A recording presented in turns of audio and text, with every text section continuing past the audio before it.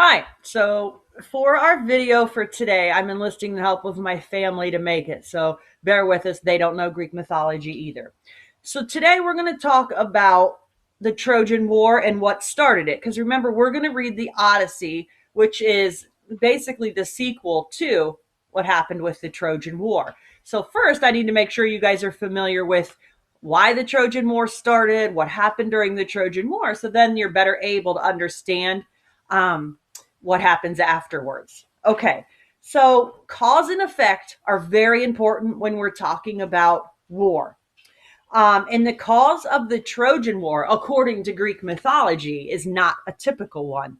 No other war in history can claim to have been started in the name of love. That right goes only to the Trojan War. So many historians who believe in a historical Trojan War that occurred in the Bronze Age have scoffed at the idea or laughed at the idea that the Paris and Helen love affair is what really started it. Yet it still sticks around, and it's what people remember most when they think about the start or the cause of the Trojan War. So Helen, the face who launched 1,000 ships, is one of mythology's most intriguing and elusive characters. She poses the reader with many questions. Why does she leave her husband and her daughter behind in Greece to run off with the Trojan prince Paris? Why does she not give herself up even after Paris dies in the Trojan War? Why does she go back to her husband after the war is over? The stories, of course, that we're going to read offer us no answers, so we're kind of left asking those questions long after having finished the tales.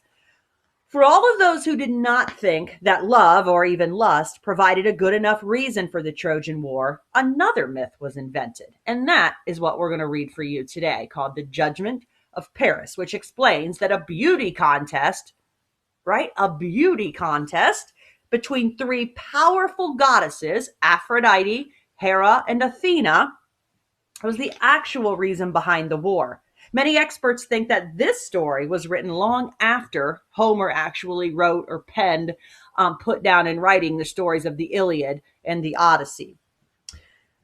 Homer makes no mention of this episode in the Judgment of Paris episode in his epic poem. He only states that Paris had previously offended Hera and Athena when he chose the winner of the beauty contest. But regardless of the true cause, the effect was 10 years of bloodshed that claimed many Greek and Trojan lives. So there you find out the war lasted 10 years. It's doubtful that any conflict, real or imagined, will ever achieve the same legendary status as the Trojan War. Okay, so each of my kids here, which are Jackson, sit up. Jackson and Duke. Come on, Duke. And then my husband, Silas, is helping too. When you live with me, you all must play a part. And of course, being at home, I only have one script, so that's not really going to make anything any easier. But feel free, obviously, to backtrack and replay this video as often as you need to in order to get the answers that you need for your questions. Or feel free also to Google any information you can find on the Trojan War according to Greek mythology. And whatever you find, remember, it might be a little bit different because when we're talking Greek mythology, a lot of the storylines are different, even though they're about the same thing. And remember why that is.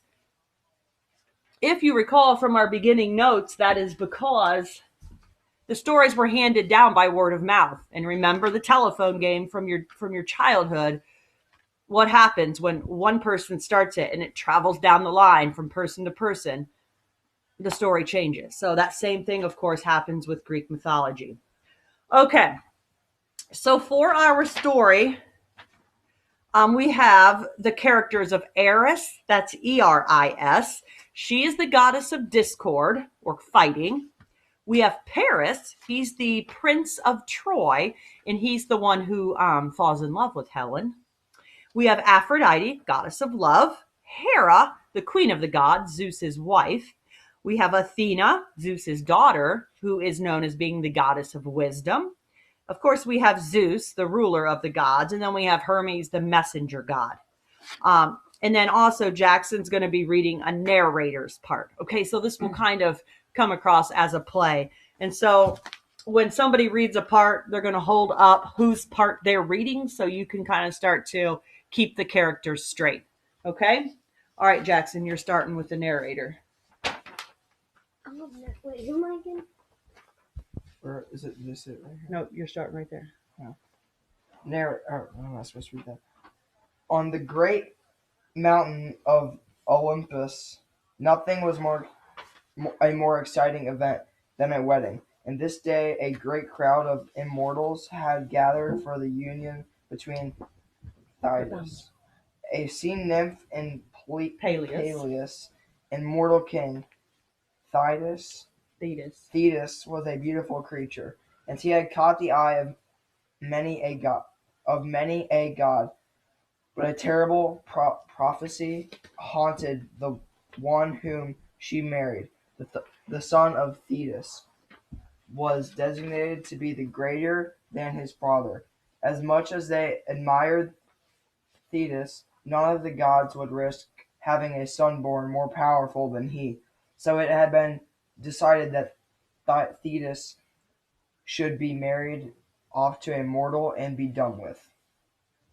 Okay, so once again, there's that story of a prophecy driving people's actions, right? Okay, Zeus. Greetings, guests. Welcome, all gods, goddesses, nymphs, satyrs, centaurs, etc. We are gathered here today to witness a grand ceremony. The son of Thetis and Peleus will be legendary. I have foreseen it. So let us drink to the happy couple. Cheers! Cheers Woo! from the crowd.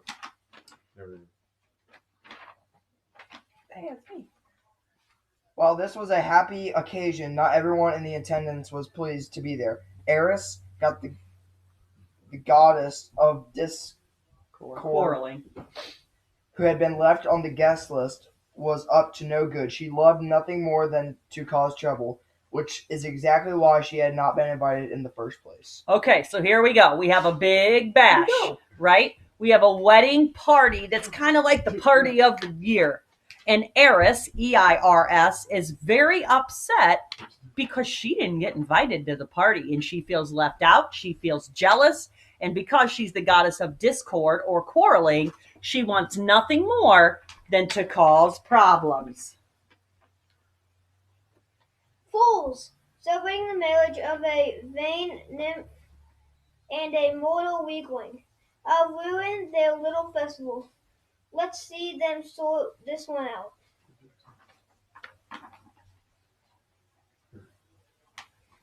As the guests laughed and feasted, Eris, pulled forth from her pocket a golden apple. Engraved upon it were the words, "You do."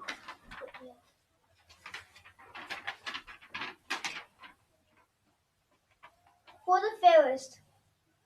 Last. This should get them going. Okay, so Eris has this golden apple, and on that apple, she has the words inscribed, "For the fairest." So what does that mean, for the fairest? If you guys remember back to the what is it? Is it it's not a nursery rhyme. It's a story, Mirror, mirror on the wall, who's the fairest of them all? What does that mean? What does it mean, Jackson? Mirror, mirror on the wall, who's the fairest? Duke, what's it mean? The fairest? Silas? Who's the best? Who's the prettiest? Who's the most beautiful? Okay, so Eris, has this apple in her hand, and she's thinking she's going to create havoc at this party that she was not invited to. Careful not to draw attention to herself, she placed the apple among the gifts for the newly wedded couple. Just as Eris had planned, it did not take long for the golden apple to catch an eye of the Olympian goddesses. Aphrodite was the first to notice it there. Okay. Ooh, what a marvelous apple. And look, it's engraved, "To the fairest." There must be some mistake. This is among the gifts for Thetis, but Someone has obviously placed this gift here for me. Wait, did you just read my Look phone? at you. Now Athena, she comes upon the apple and says, "And how can you be so sure, Aphrodite?" Athena, the goddess of battle and wisdom, had noticed Aphrodite fondling the golden apple.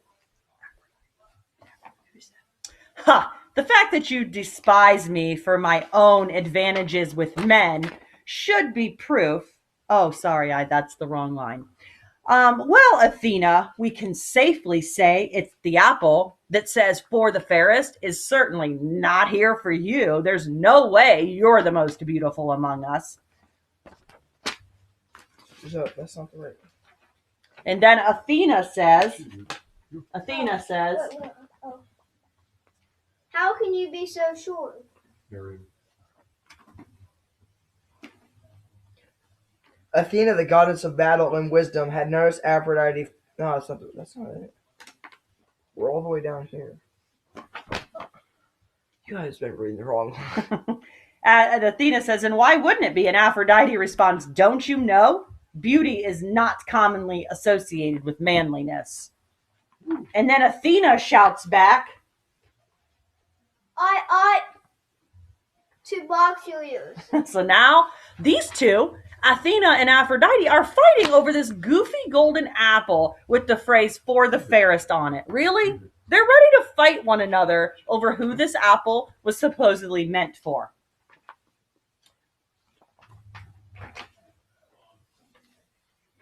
Hera, the queen of gods, who had been listening to the goddesses argue with the cat-like interests, stepped forward. Who's Hera? Hera enters the scene. Ladies, calm yourselves down. I have a simple solution to this problem. I am the queen of heaven. So therefore, the apple would naturally be for me. Aphrodite. Oh, please, Hera. You look twice my age. That apple is obviously meant for me. Hera. You insolent wench. Unhand that apple. Athena. Yeah, you're tarnishing it. Plus, there's no telling where you've been. She's been off wooing other people's husbands, no doubt. So do you see how petty these women are being? These three powerful goddesses, Athena, Aphrodite, and Hera. They're all fighting over this goofy apple, which is exactly what Hera intended would happen. Then Aphrodite says, ha! The fact that you despise me for my own advantages with men should be proof that I am the fairest. Do not blame me, Hera, because your husband finds you undesirable. And Athena, what man would ever find you attractive? Unless he loved women with shoulders twice as wide as his. And then they start calling one another names, right? They're yelling, you're a cow, well, you're a tart, well, you're this, you're that. Did you read all that? Mm-hmm. Now, since this was going to be no easy discussion, the guests started to feel a bit awkward. The wedding disbanded. The wedding couple left, their day ruined. Eris laughed to herself. Her plan had worked perfectly.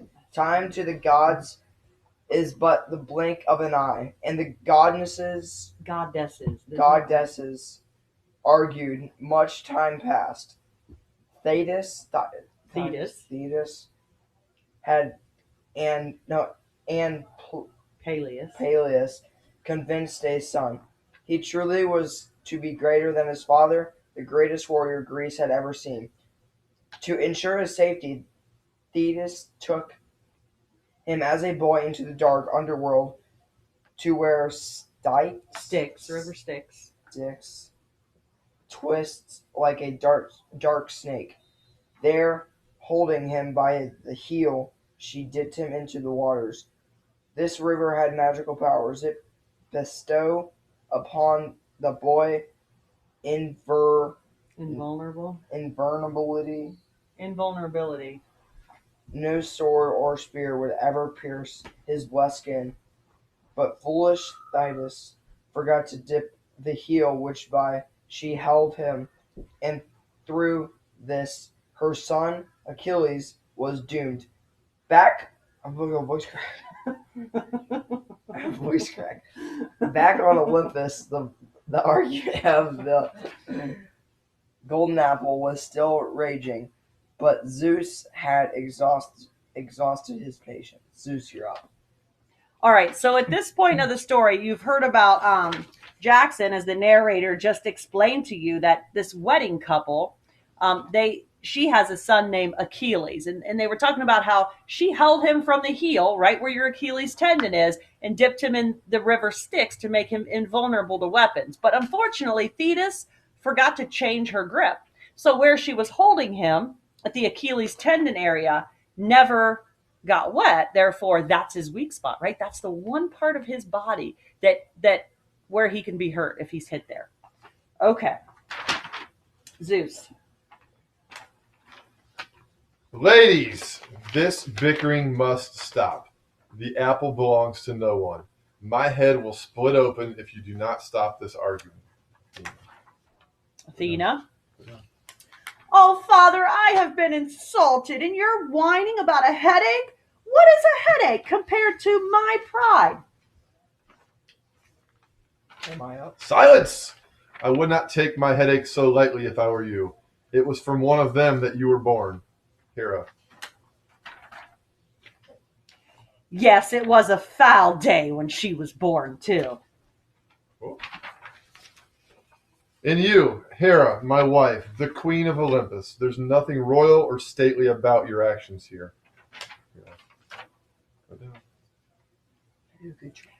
Well, you, Zeus, are the king of Olympus, and you lack the gumption to do something about these two foul shrews who challenge me.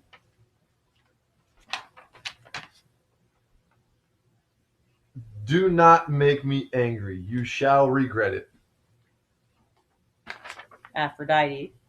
Put her in her place, brother. She's been asking for it for a long time now. And Aphrodite, my sister, goddess of love, this argument does not flatter you. Where is the love in your actions? Ugh, this argument may not concern love, but it is a question of beauty, and beauty trumps love any day. I've had enough. This fighting must cease. Then, husband, you must choose between us. You have to decide who's the fairest. Is it your wife, me, Hera? Is it your sister, Aphrodite, goddess of love? Or is it Athena, your daughter? I agree. You have to choose who is the fairest among us. You are a good judge of beauty, brother. You really need to decide who is the fairest among us.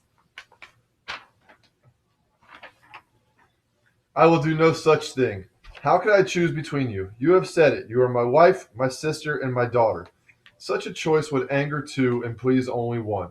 I could not win delivering such a verdict.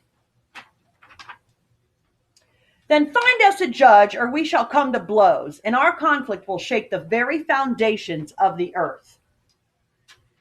I will do what you ask. Good, now, be off. Shoot. Women. Focus on what you do. Zeus looked down upon the earth where he would find a suitable judge. This contest must be fair. 3 of the mightiest goddesses were involved. Only the most able connoisseur of beauty would appease them. There was a kingdom that was dear to Zeus's heart, the great kingdom of Troy. Wise King Priam. lived there. He had amassed great wealth through wise ruling, but he was old and his heart no longer pulsed with life as young ones did. He was no judge for this contest. Priam had 50 strapping sons. Foremost to all was the great Hector, but to Zeus he seemed too serious and married. What's how you pronounce it? Okay.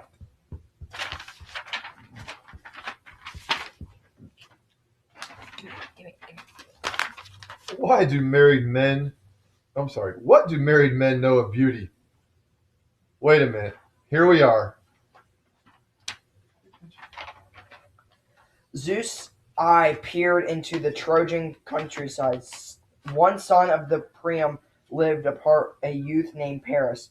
As a baby, his queenly mother had dreamed that he would bring about the destruction of Troy. Since Priam was a good man, he did not have the heart to put the child to death, so he sent him to exile instead.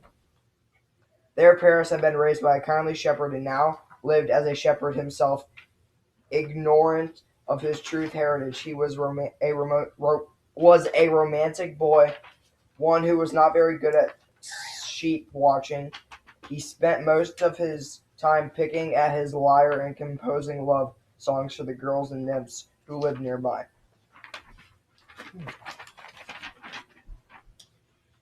He will be my judge. Ladies! Have you found us a judge, husband? I have chosen Paris of Troy. Does he know his women? Does he? He is quite a Casanova. In the Trojan countryside, he has romanced many beautiful women. Man after your own heart, Zeus. Let us go to him at once. I will have Hermes guide you to him. Hermes!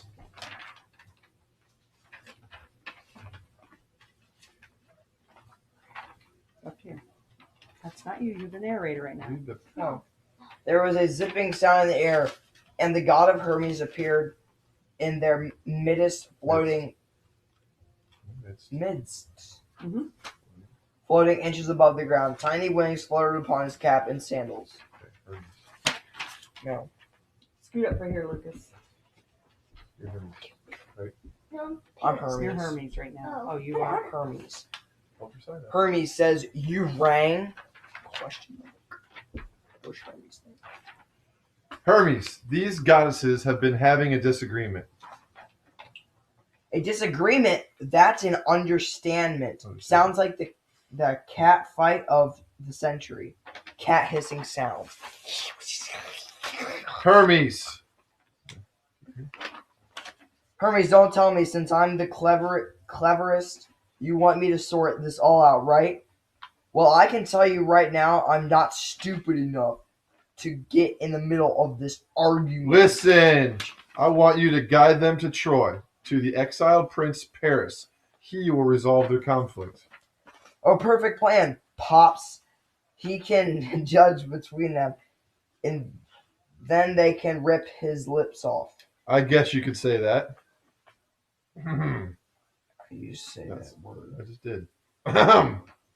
Ladies, if you would be so kind as to collect your fuming selves, we will be departing shortly. Goddesses of Olympus, take care. I love this land of Troy. Do nothing to harm it. Do not poison it with your jealousy. All right, narrator. Hermes, Hermes. and the three goddesses disappeared in a cloud of smoke. In the Trojan countryside, the shepherd Paris sat on a rock, humming softly to his sheep. Then there was a sound of clap of thunder. Clap of thunder. 4 immortals stood before him. All right, so now they're going to approach Paris with the idea that he needs to judge and tell either Hera, Athena, or Aphrodite. He has to tell them which one of them is the most beautiful. Meet Paris. Narrator. Terror stick and Paris fell to his face. Female. Dun, dun, dun. Mortal boy, do not fear. We are goddesses from Olympus. Come with a task for your noble mind. I will do whatever you wish. We have been having a bit of a disagreement, young Trojan. We wish you to settle it. Judge between No, us. right here, babe. Oh, but But what do I know? Beauty, silly.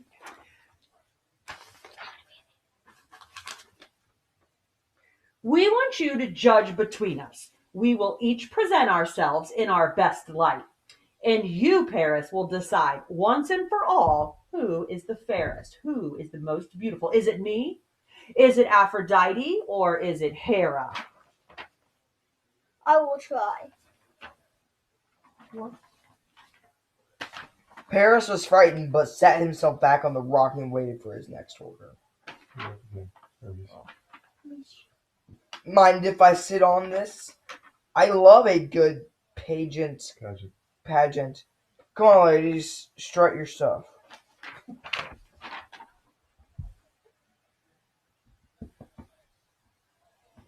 I am Queen of Heaven, Hera, so I'll go first.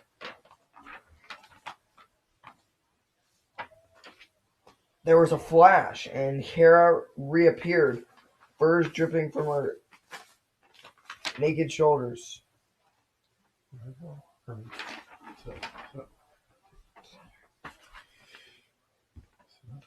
Here, you're Hermes. Wow, she's half attractive when she's not snarling. Narrator.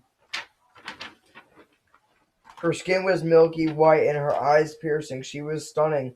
She drew forward to Paris and leaned in. She smelled of fine wine. Here's Hera. Me. Young mortal, choose me in this contest and I will make it worth your while. I will make you Lord of Europe and Asia. I will give you power beyond your wildest dreams. Do you want to be a shepherd your entire life? I know power. I am Queen of the Gods. I know power and I know how to get it. Choose me as the most fair if you are wise. What are you saying up there? You've had enough time. Let somebody else go.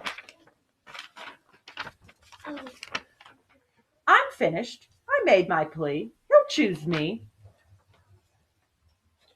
She backed away from Paris, her eyes never leaving his. Athena. Now it's my turn. Okay. There was a fluttering sound in the air. Athena appeared, as she never had before. Her helmet was gone. Her hair was piled into a great number of mounds on top of her head. A shining robe clothed her. What's that word? Life? Yeah. Lithe body. Her virgin beauty shone forth. Paris was speechless. She, too, advanced toward him and leaned in. She smelled of a grassy meadow, fresh and breathtaking. Athena. Trojan youth, choose me in this contest, and I will make you a mighty warrior. Remember, I am the goddess of war and wisdom. With me by your side, you will sail across the sea and conquer the armies of Greece. I am the goddess of war. It is in my power. Glory comes to Paris, the victorious warrior. What lies are you telling the boy?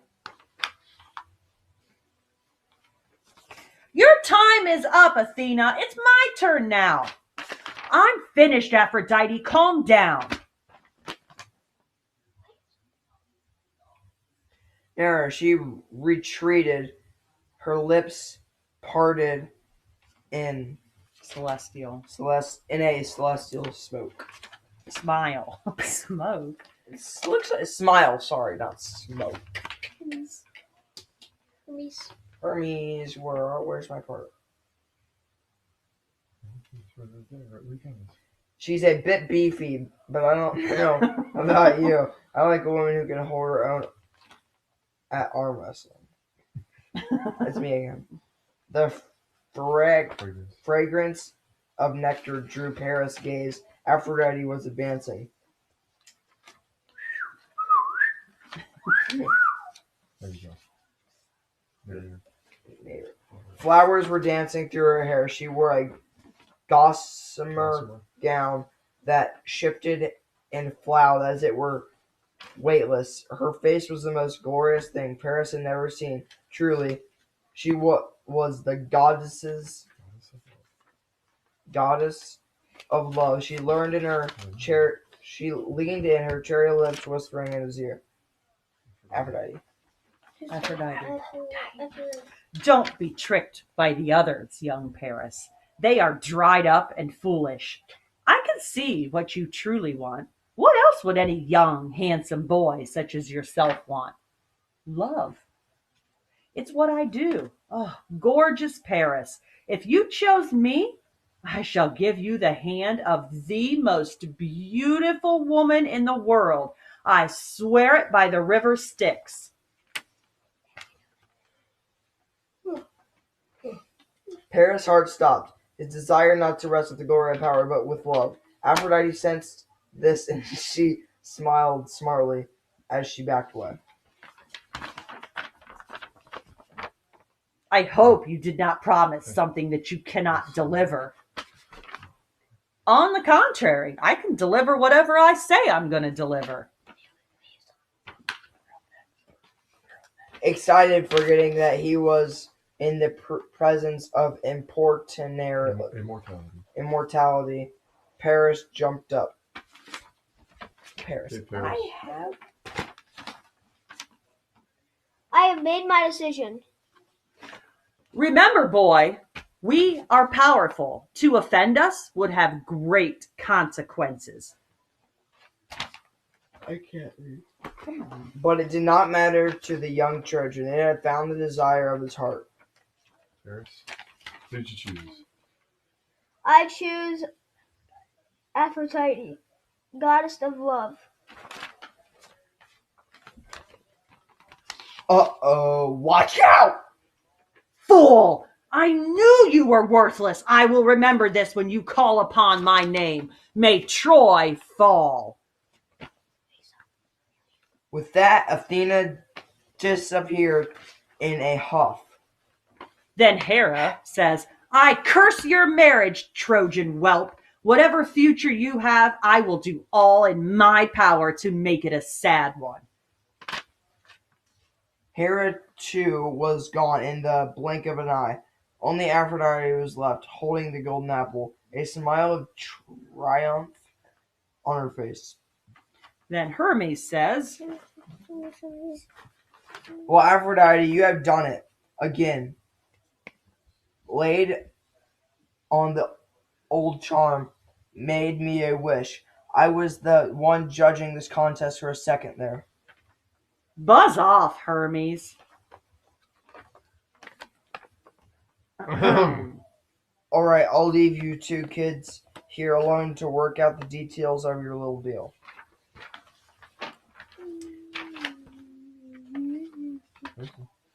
What? Oh. With a flutter, Hermes vanished.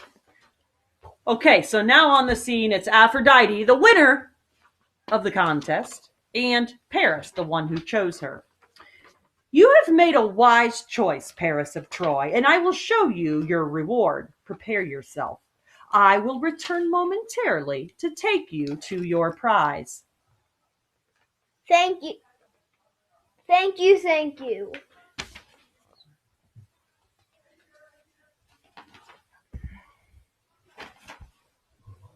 As swiftly as she could, Aphrodite flew back to Mount Olympus to announce her victory to Zeus, but he had already heard. Zeus, Duke. Aphrodite, I hear from my infuriated wife and daughter that you have won the competition. I have.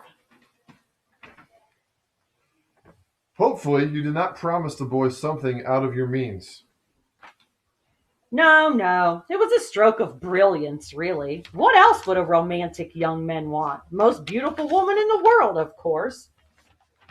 Back to me, Duke.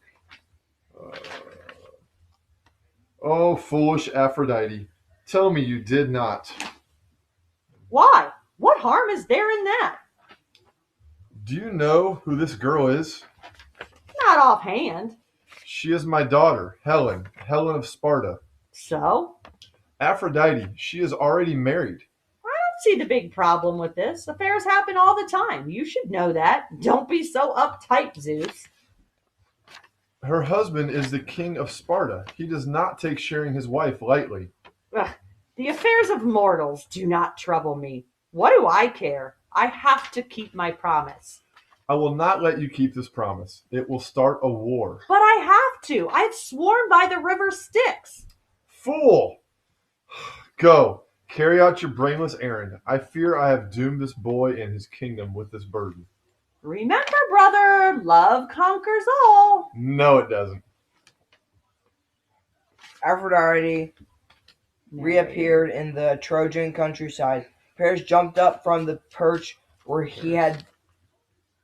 I said perch. No, I'm sorry. Where he had been anxiously waiting. Hey, Duke, you're up. I thought maybe you weren't coming back. Oh, don't be silly now. Come to me. Hold on. A great cloud started to Envelop. envelop the world around them. The sun was blotted out, and Paris got the sensation he was flying. Have you ever heard of Helen of Sparta? She's Zeus's daughter. He visited her mother in the shape of a swan. If she is half as beautiful as you, I shall be pleased.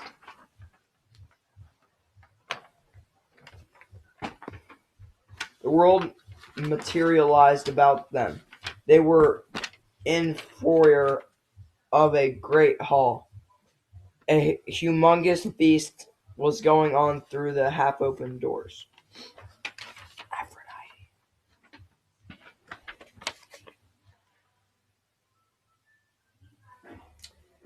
She's upstairs, asleep. Her husband is Menelaus. She's married? Oh, don't worry. She's terribly unhappy. As I was saying, her husband, Menelaus, is an ugly, hulking man. Very undesirable. As handsome as you are, young Paris, you will have no trouble wooing her, flirting with her, and getting her to fall in love with you. But I am nobody. Oh, yeah? Well, you're actually a prince. Didn't you know that? A prince? My whole life I've been a shepherd. Shepherd. Don't be ridiculous. Shepherds are all sun-blasted prunes, never good-looking like you. Now, here's my plan, Paris. I will reunite you with your father, King Priam. Then once you're reestablished as a prince, I'll put it into his head to send you here, to Sparta, so that you and Helen can meet and fall madly in love. Yes, it's a perfect plan. Please let me see her. She's just upstairs. Paris' pounding heart came his fear of the strange place.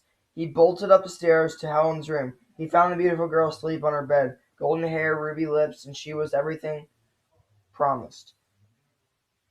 Paris was overcome with passion. He leaned over and whispered into her ear. Helen, awake. Your love is here. Oh, not yet, lover boy. She can't hear you. You'll have to come back to woo her in person. Please, Goddess. goddess. Soon the sight of this woman is maddening. Oh, please, Paris. As if her looks are anything compared to mine. You must take me back to Troy at once. I will regain my title. Then I will cross the sea and claim this beautiful creature. I will steal her from her husband. I'll even kill him if I have to. I must have her. I must. How romantic. All right. When you awake, you will be back in Troy. Head toward the city. There's a great festival going on. Enter the contest there, and while you compete, I will make sure that you are recognized by your royal father. Paris was still staring at the sleeping princess.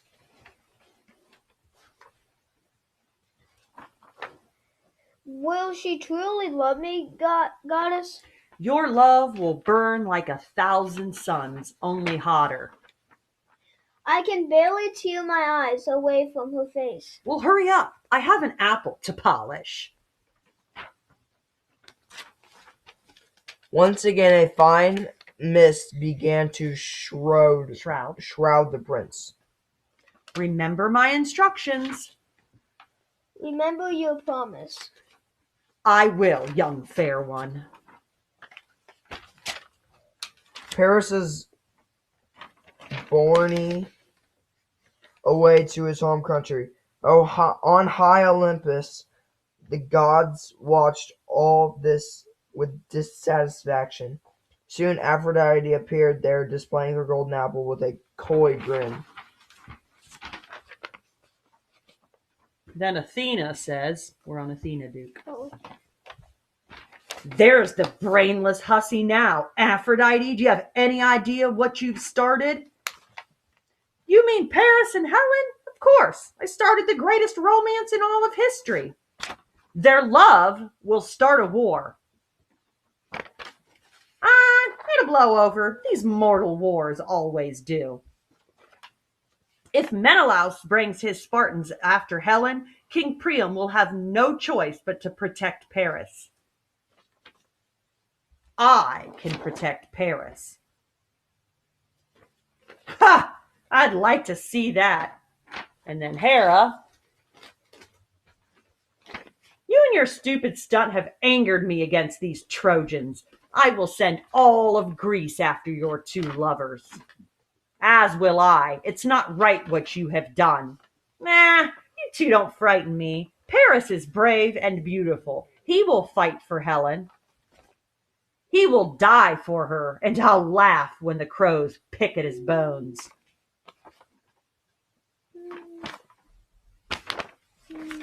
Is that a fact? Well, I'll have you know that the god of war just so happens to be my lover. One of many, but no matter how many gods you end up seducing to your cause, you will be outmatched. All of Olympus will soon be in an uproar.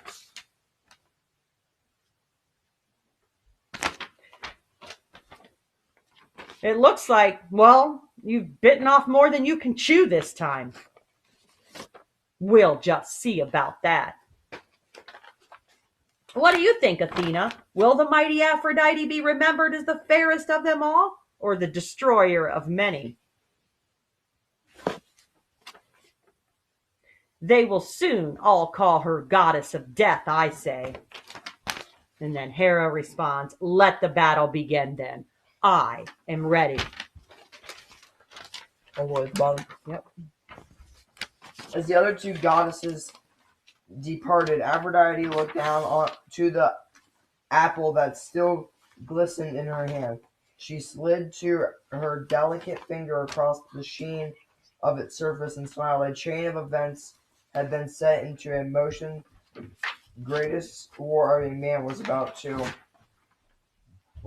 to occur. Okay, so that brings an end to this part of the story for today. So I know this is a pretty long video. It's already about 44 minutes, which is more than a class period at school. And then I have 10 questions for you to answer, which you will find on the Schoology page titled The Judgment of Paris Questions. So let me just recap here. As Jackson waves in the background. Thanks, Jackson.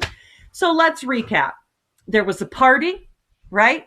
And at the party, one goddess, Eris, E-R-I-S, was not invited, and she got really, really, really mad and jealous. So she came up with this idea to crash the wedding. She takes a golden apple and has the words "for the fairest" inscribed on it, places it strategically, knowing that the goddesses would find it, and soon Aphrodite, Hera, and Athena are fighting over who this golden apple was meant for. Which of them is the prettiest? Like it really matters, right?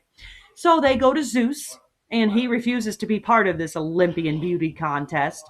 So then Hermes, as the messenger god, escorts these three goddesses to Troy, where Paris is a shepherd, right? He's out watching the sheep. And because Zeus has decided he is a good judge of character and he's fair.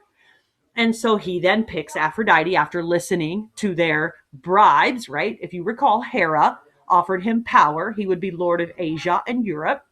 Athena offered him glory. She is the goddess of wisdom and war.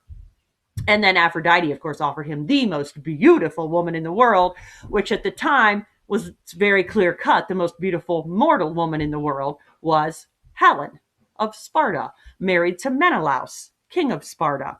Okay, so now that's in the works. And so the next installment will be when those two meet, and when he woos, WOOS, or flirts with, tries to impress Helen, who, remember, is already married. Okay. All right. There are 10 questions. Do your best. If you have any questions, as always, email me. And this is going to be the lesson, since it is so long, for Monday and for Tuesday. Okay. So your next installment then will be Wednesday. So you have 2 days to watch the complete video and to get the answers completed. Let me know if you have any questions. Have a great day.